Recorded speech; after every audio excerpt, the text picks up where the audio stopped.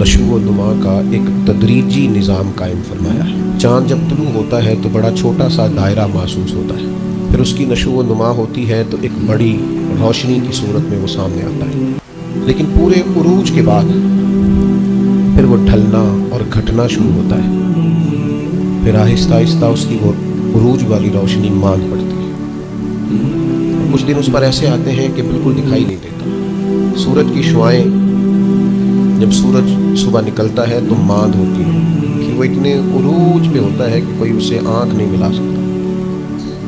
लेकिन शाम को फिर वो अपने ज़वाल को देखता है।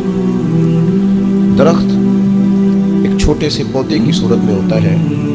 कभी कभी यूँ भी लगता है कि हो सकता है कि तेज़ पानी आए या आंधी आए तो इसको जड़ से उखेड़ दे, लेकिन फिर वो जब पूरा जवान हो जाता है तो फिर बड़े बड़े तूफ़ानों में भी खड़ा रहता है। फिर उसका बाल भी बांका नहीं होता, लेकिन फिर एक वक्त खिज़ां का आता है जब उसके पत्ते झड़ते हैं, जब परिंदे उड़ जाते हैं, जब बुलबुलें उस पर बैठना छोड़ देती हैं, फिर कोई कोयल आके उसे कोई गीत नहीं सुनाती।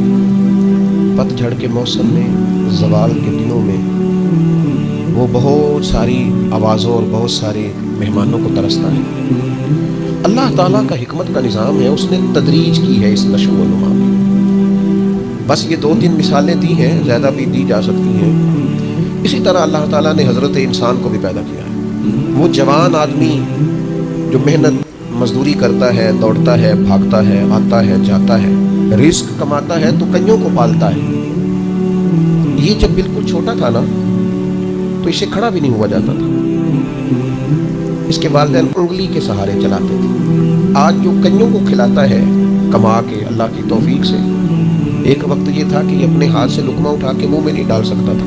इसके माँ बाप इसके मुंह में लुकमे डालते थे, इसकी माँ इसके लिए खिदमत करती थी। फिर उसको उरूज मिला, फिर उसको पाकपन मिला, फिर उसने दुनिया देखी, फिर उसने दौड़ना भागना देखा, फिर उसने बड़ी बड़ी गाड़ियाँ चलाई, फिर उसने बड़ी बड़ी ट्रेनें चलाई, फिर वो पायलट बना और इतना बड़ा जहाज़ मनों टनों के हिसाब से वज़न लेके ये अल्लाह ने इसके कब्ज़े में दिया, ये लेके गया भी, ये लेके आया भी। जवानी उरूज वाली अल्लाह ने अता की।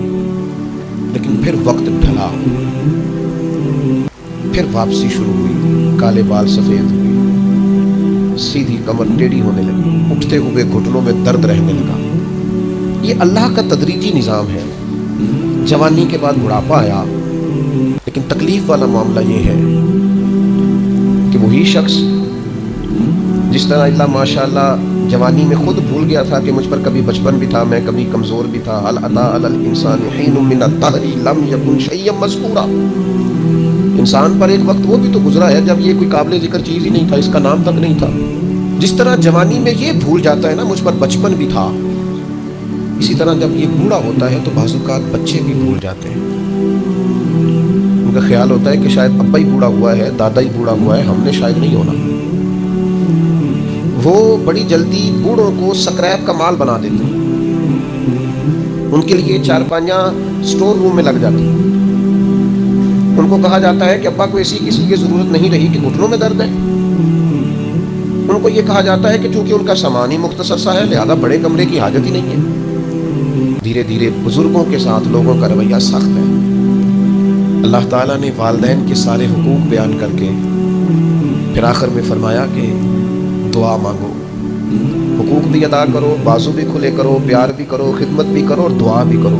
क्या दुआ करें? फरमाया वक़ुल रब्बिरहमहुमा, मुझसे कहो, दुआ करो मेरी बारगाह में, कहो रब्बिरहमहुमा, या अल्लाह उन दोनों पे रहम फरमा। कमा रब्बयानी सगीरा, जैसे उन्होंने मुझे बचपन में पाला था। उनकी खिदमत करो और फिर मेरे हुजूर उनके लिए इल्तिजाएं भी करो।